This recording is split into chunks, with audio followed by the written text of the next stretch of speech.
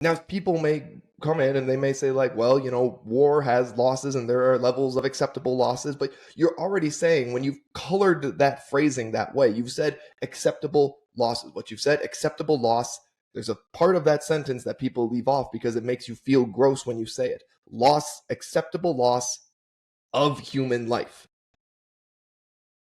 Palestinians are human beings. Most of them are civilians, not affiliated with Hamas, not trying to be affiliated with Hamas. Most of them are just trying to go about their day. At some point, we have to be human. Children are dying, and not just children, teenagers, people who are on the cusp of becoming adults, who are trying to have dreams, they're getting snuffed out. And they're getting snuffed out at an alarming rate. Human beings have died on both sides in scores, and more human beings are going to die. And we don't talk about that because, well, we color it over with language of like, oh, war is nasty. You have to understand what you're doing. You're killing human beings. Even if it's just military on military, it's still human beings dying. And in the case of Palestine, in the case of the Gaza Strip,